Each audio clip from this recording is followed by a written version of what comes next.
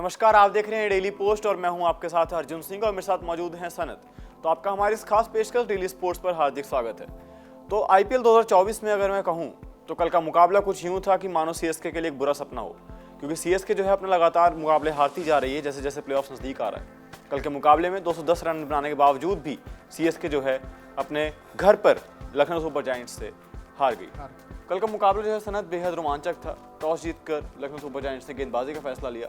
तो क्या ये एक बहुत अच्छा फैक्टर था उनके लिए या फिर एक बहुत अच्छा डिसीजन मान सकते हैं इसको? लखनऊ के लिए मैं कहूँगा कि चेन्नई की पिच भी ऐसी है कि जो बॉलिंग करेगा वही मैच जीतेगा।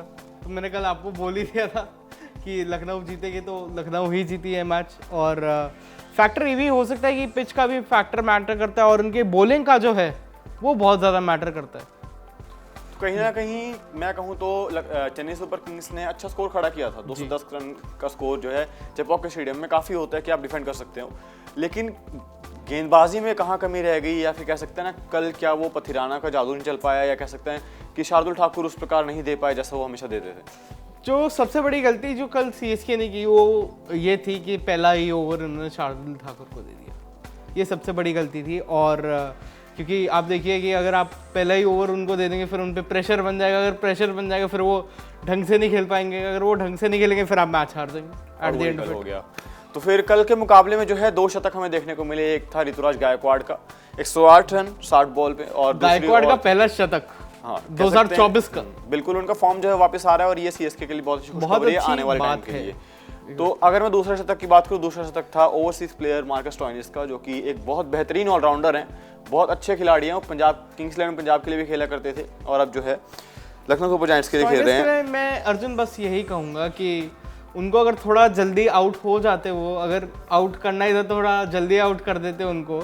नॉट आउट रहे मेरे ख्याल से नहीं, उनका शतक हो गया था, लेकिन वो कहीं ना कहीं जो है पारी को खींच गए और लखनऊ सुपर जायंट्स को जो है विजय दिला दी है।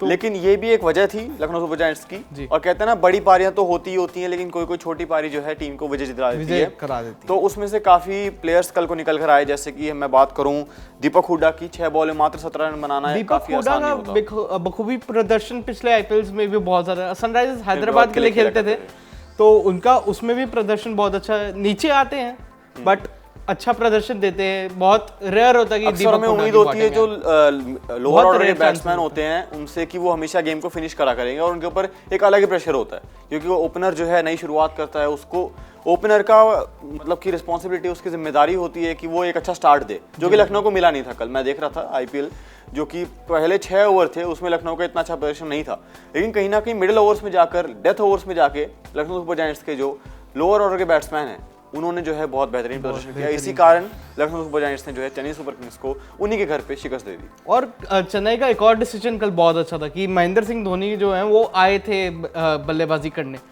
बेशक एक चौका मारा पर वो बल्लेबाजी करने जरूर आए थे। दीपक चहर जो है बहुत अच्छे गेंदबाज माने जाते हैं सीएसके की ओर से, लेकिन उनका कल एक ही विकेट था, मात्र एक विकेट, जो कि उन्होंने क्विंटन डिकॉक को आउट किया था जी, जो कि क्विंटन डिकॉक भी अच्छा स्कोर कर रहे थे और वो क्लीन बोल्ड किया था। तो उस समय से जो है सीएसके फैन को उम्मीद थी कि डिफेंड हो सकता है स्कोर, और मोस्ट ऑफ द टाइम हमने देखा कि 15वें 16वें ओवर तक लग रहा था कि सीएसके के हाथ में मुकाबला है, लेकिन उसके बाद जो है स्टोइनिस का बल्ला चल गया और उन्होंने इस मुकाबले को इस तरफ से उस तरफ पलट दिया। पलटबाजी जिसको बोलते हैं। शिवम दुबे ने भी काफी अच्छा प्रदर्शन दिया है, एक बहुत ही युवा बल्लेबाज हैं। उनके कल शॉट्स जो है देखने वाले थे और उन्होंने हर साइड, लेग साइड हो या ऑफ साइड हो, उन्होंने जो है शॉट्स की झड़ी लगा दी थी मानो। तो उनके काफी अच्छे प्रदर्शन के बाद उनके इंडिया टीम में रहने के चांसेस और ज्यादा बढ़ते जा रहे हैं, क्योंकि आने वाले T20 वर्ल्ड कप में हमने सुना है कि काफी सारे एक्सपर्ट्स जो हैं, जैसे सौरव गांगुली हुए, सुनील गावस्कर हुए, इन्होंने कहा है कि शायद शिवम दुबे अपनी जगह बना सकते हैं आने वाले T20 बनानी चाहिए वैसे, जैसे युवा खिलाड़ियों को, जैसे हमने बात की थी थोड़े और युवा खिलाड़ियों की भी, कि पिछले मैचेस में जिन्होंने बहुत अच्छा प्रदर्शन दिया है कि उनको इंडियन क्रिकेट टीम में जगह मिलनी चाहिए। और कल जब अर्जुन सीएसके को मतलब वो शॉट्स पढ़ रहे थे, बेशक इट वाज मार्कस स्टोइनिस, चाहे कोई भी था, चेपॉक एकदम साइलेंट था, एकदम साइलेंट। वो सबसे ज़्यादा मैटर करता है। कल का मुकाबला जो है चेपॉक के लिए अच्छा नहीं था, क्योंकि उन्हीं के घर पर जो है सीएसके जो है इतनी ऐसी इस तरह से हारेगी वो उम्मीद नहीं थी, क्योंकि मुकाबला फंस चुका था। तो हर किसी को ये उम्मीद थी कि कहीं ना कहीं सीएसके जो है मुकाबले को खींच ले जाएगी।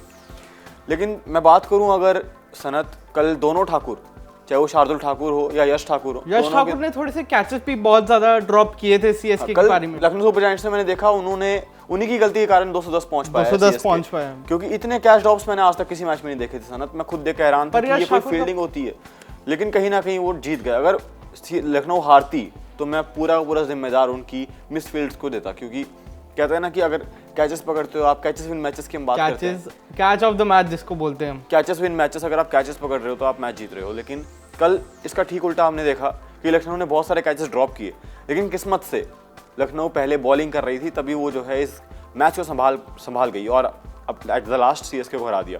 क्योंकि हम देखते हैं ना, जब कोई टीम चेज कर रही होती है, डिफेंड कर रही होती है, डिफेंड करने वाली टीम के ऊपर ज़्यादा दारोमदार होता है कि वो फील्डिंग अच्छी करे। लेकिन यहाँ पर जब रन बना रही थी CSK तब आपने मिसफील्ड की, तो ये भी आपके लिए बहुत बड़ा रेड साइन है। मतलब कहते हैं ना कि आगे जाकर तुम्हारे को दिक्कत हो सकती है इस चीज़ को लेके। तो लखनऊ को अपनी फील्डिंग में सुधार देना पड़ेगा और CSK के लिए मैं कहूँ तो बॉलिंग बहुत बड़ा फैक्टर निकल रहा है। बॉलिंग अब इनको थोड़ी सी अपनी सुधारनी चाहिए। मैं यही कहूँगा कि और भी जैसे मोइन अली को कल इन्होंने मौका दिया था, वो बहुत अच्छी बारी थी कि मोइन अली को इन्होंने मौका दिया। और मोइन अली ने जो कल थोड़े से बॉलिंग जो दिखाया, अपना प्रदर्शन जो वहाँ चिपक में दिखाया, वो बहुत अच्छा था। तो इनको और अगर आप ज़्यादा मौके देंगे, ज़्यादा बॉलर्स को मौके देंगे, तो आपका मौका भी बन सकता है कि आप टॉप 4 में आ जाए। क्योंकि कल के मुकाबले के बाद हमने देखा सनत CSK चौथे पायदान पर थी, लेकिन लखनऊ सुपर जायंट्स ने उसको नीचे ढकेल दिया और CSK अब 5वें पायदान पर है और लखनऊ जो है ऊपर जा चुकी है। तो क्या जो अभी फिलहाल जो टॉप 4 हैं, क्या वही आगे जाके प्लेऑफ्स में पहुंच पाएंगे या नीचे की 6 टीमें भी कुछ कर जाएंगी? देखिए अर्जुन, अभी मैं इस मामले में कुछ कह नहीं सकता क्योंकि नीचे की जो टीम्स हैं वो भी थोड़ी टक्कर की है, मैं ये कहूँगा। क्योंकि आप देखिए मुंबई इंडियंस भी है, RCB है, पंजाब किंग्स है, कह सकते ये हैं वो। और मतलब टॉप 4 में आप देख लीजिए सनराइजर्स हैदराबाद जैसी टीम है जो अपना ही रिकॉर्ड बनाती है, अपना ही रिकॉर्ड तोड़ देती है। वैसी टीम्स अगर हैं तो हो सकता है कि नीचे वाली टीम्स भी चकमा देके उनको ऊपर आ जाए। जैसे कि हमने एक और आज का मुकाबला भी कुछ यूं ही होगा, क्योंकि आज का मुकाबला भी नीचे की टीमों के बीच में है। दिल्ली कैपिटल्स बनाम गुजरात टाइटंस। तो क्या शुभमन गिल की गुजरात टाइटंस पंजाब को हराने के बाद उसी सेम कॉन्फिडेंस से आज अरुण जेटली स्टेडियम में उतर पाएगी? मेरे को लग ही रहा है कि उतर सकती है, क्योंकि आप देखिए दिल्ली के घर में मैच है, अरुण जेटली स्टेडियम में मैच है आज का। तो मैं इस पर इतनी टिप्पणी नहीं करूँगा, तो मैं बस यही कहूँगा कि हो सकता है कि दिल्ली कैपिटल्स जीत जाए और इट्स अ गेम। जैसे कि हम सबको पता है शुभमन गिल का बहुत अच्छा प्रदर्शन देखने को मिल सकता है, तो हो सकता है कि दिल्ली का मैदान है, दोनों टीम को इंतजार है कि वो कब अपना अगला मुकाबला जीतेगी, क्योंकि दिल्ली कैपिटल्स भी जो है भूखी है जीत के लिए। क्योंकि पिछले मुकाबले में हमने देखा दिल्ली कैपिटल्स इतना अच्छा नहीं खेल पाई थी, लेकिन कहीं ना कहीं दिल्ली कैपिटल्स के फॉर्म में वापसी जरूर आई है। क्योंकि हमने देखा ऋषभ पंत की स्टंपिंग हो, अक्षर पटेल की बॉलिंग है, काफी कुछ था जो उन्होंने अच्छा किया था। क्योंकि हमने देखा था सनराइजर्स को मात्र आप 225 का राउंड रोक देते हैं, तो वो भी एक बहुत बड़ी अचीवमेंट है इस साल। क्योंकि सनराइजर्स 250 के बिना बात ही नहीं कर रही। क्योंकि पिछली बार भी हमने देखा 10वें ओवर में आकर आप अगर लगातार 2 विकेटें चटका देते हैं सनराइजर्स की, तो वो भी एक बहुत बड़ा फैक्टर होता है। क्योंकि 125 का स्कोर आप 10वें ओवर तक ले जा चुके हैं, उसके बाद आपने थाम लगा दी।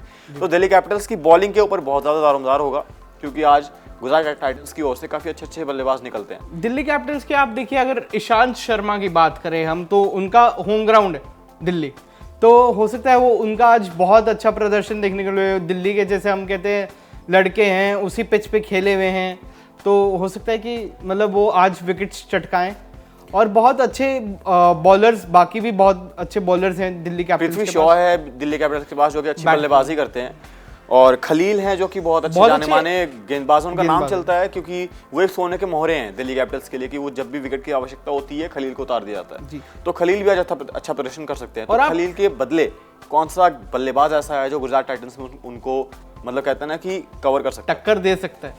मैं इसमें राशिद खान का नाम लेना चाहूंगा, क्योंकि देखिए गुजरात ऑलराउंडर किसी एक तेज गति के ओवरसीज कहूंगा कि ओवरसीज गेंदबाज को क्या टक्कर दे पाएंगे? बिल्कुल। आप जैसे देख ही सकते हैं कि राशिद खान को हमने डिक्लेयर ही कर दिया है कि गुजरात टाइटंस के बेस्ट फिनिशर हैं। थोड़े मैचेस में हमने देखा था। तो रिद्धिमान शाह जैसे खिलाड़ी हैं जो कि काफी अच्छा खेलते आ रहे हैं पिछले IPLs में से। विकेट कीपर भी बहुत अच्छे होंगे। राजस्थान रॉयल्स के लिए खेले, कभी कोलकाता नाइट राइडर्स के लिए खेले, लेकिन इस बार जो है उनके लिए बिल्कुल नई टीम है। और क्या रिद्धिमान शाह का वो जो पुराना प्रदर्शन था, जैसे हमने सुना था कि वो काफी सेंचुरी मारते हैं हर साल, तो क्या आज वो दिख सकता है? इस साल उनका कुछ ऐसा प्रदर्शन मेरे को लग रहा है दिखा नहीं है कुछ, मतलब मैचेस से। तो हो सकता है कि उनका आज प्रदर्शन जो है वो देखने को मिल जाए। तो आज के खेल में दो विकेट कीपर्स ऐसे खेल रहे हैं जो कि धोनी को रिप्लेस कर सकते हैं आगे जाकर, ऋषभ पंत और रिद्धिमान रिद्धिमान सा। तो आपके हिसाब से आज के खेल में आप किसको एक धोनी की छवि में देखोगे? मैं बेशक बिना मैं ऋषभ पंत को धोनी की छवि में देखूंगा, क्योंकि उनकी जो स्टंपिंग है उसने मुझे बहुत ज़्यादा इम्प्रेस कर दिया था। क्योंकि आप देखिए, जैसे ही उनको धोनी की तरह, मतलब धोनी की तरह खेल तो नहीं सकते, पर उनको धोनी की तरह आइडिया ज़रूर हो गया है कि किस प्रकार क्या बैट्समैन अगर कि उसका बैट्समैन का अगर पैर उछलता भी है क्रीज से, तो वो स्टंपिंग एकदम कर देते हैं। वो धोनी उनकी इंस्पिरेशन ऐसी नहीं है, मैं यही कहूँगा बस। तो ये तो बात थी आज के मुकाबले की। आज के मुकाबले के बाद भी पॉइंट्स टेबल काफ़ी ऊपर नीचे होगा और क्वालिफिकेशन की जो रेस है उसमें बहुत कुछ होने वाला है आगे जाकर। और ये मुकाबले जैसे जैसे आगे बढ़ते जाएंगे, राइवलरी वीक है, एक टीम अपनी दूसरी टीम से दूसरी बार भिड़ रही है, तो क्या आज दिल्ली कैपिटल्स अपना पिछला बदला ले पाएगी गुजरात टाइटंस से? मेरे को लग रहा है कि गुजरात टाइटंस जो है वो पूरा प्रिपेयर्ड आई है, पिछले अपने मुकाबलों से सीख लेकर आई है। तो हो सकता है कि दिल्ली कैपिटल्स को भी वो मतलब थोड़ा सा मौके पे चौका जो होता है वो मार दे। और दिल्ली कैपिटल्स की भी कुछ टीम जो है वो अलग नहीं, उनकी भी अनोखी टीम है। अगर मैं पिच की बात करूं सनत, जो अरुण जेटली स्टेडियम की जो पिच है वो भी काफ़ी पेचीदी सी दिखी हमें पिछले मुकाबले में, क्योंकि वहाँ ड्यू फैक्टर बहुत मैटर करता है। रात को जब आप पिछले मुकाबलों में भी हमने देखा था कि ड्यू फैक्टर, जैसे परसों के मुकाबले में हमने देखा था कि ड्यू फैक्टर जो है वो बहुत अहम, जब आप चेस कर रहे होते हैं ड्यू फैक्टर की वजह से बॉल फंस कर आती है, तो क्या वो लास्ट ओवर जो होते हैं, जो कहते हैं डेथ ओवर्स में, क्या दिक्कत आ सकती है चेस करने वाली टीम को? हो सकता है कि दिक्कत आए ना भी आए, क्योंकि एक्सपीरियंस खिलाड़ी हैं दिल्ली कैपिटल्स के पास थोड़े। तो पृथ्वी शॉ हैं, ऋषभ पंत हैं और बहुत सारे एक्सपीरियंस खलील अहमद हैं। बिल्कुल। तो अगर मैं बात करूं कि अगर टॉस कोई भी टीम जीत जाती है तो उसका फैसला क्या होना चाहिए इस पिच पर?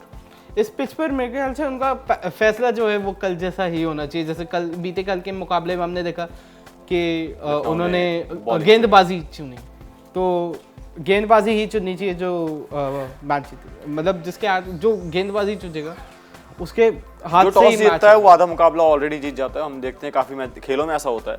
तो लास्ट सवाल मेरा आपसे ये है सनत कि आज का मुकाबला कौन जीत सकता है? ये बहुत बड़ी दुविधा का खेद है, क्योंकि दोनों टीम्स बहुत पिछला मुकाबले जो है वो थोड़ा सा अच्छा नहीं परफॉर्म करके आ रही है।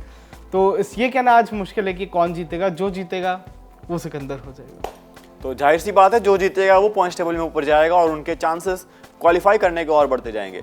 तो पॉइंट्स टेबल कुछ यूं है कि इन दोनों टीम्स को जीतने की आवश्यकता है, क्योंकि शुरुआत में है राजस्थान रॉयल्स, फिर है Kolkata night Riders, Sunrisers Hyderabad, Lucknow super giants, उसके बाद है पांचवें पायदान पर Chennai super Kings, Gujarat Titans, Mumbai Indians, Delhi Capitals, उसके बाद आती है पंजाब किंग्स और royal Challengers Bangalore. Punjab Kings और रॉयल चैलेंजर्स बैंगलोर का थोड़ा मुश्किल है क्वालिफाई करना, लेकिन अभी भी वो क्वालिफाई कर सकते हैं। अब मेरे को लग रहा है कि थोड़ा सा मुश्किल हो सकता है, मुश्किलें बढ़ेंगी उनकी ओर। बिल्कुल सनत, आईपीएल में जो है अभी ये देखना बहुत रोमांचक होगा कौन सी चार टीमें क्वालिफाई कर पाएंगी। आप भी देखते रहिएगा, हम भी देखते रहेंगे। आप भी देखते रहिए डेली पोस्ट पंजाब हरियाणा हिमाचल। मैं हूं आपके साथ अर्जुन सिंह और मेरे साथ और सनत के साथ आपकी मुलाकात होगी कल एक बार फिर से दोबारा। हमें दीजिए इजाजत।